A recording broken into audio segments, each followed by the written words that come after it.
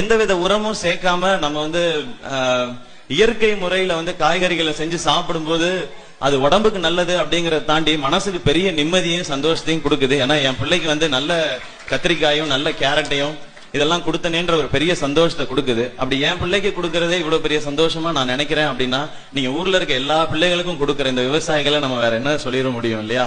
அதை விட ஒரு பெரிய விஷயம் உலகத்துல என்ன இருக்க முடியும்?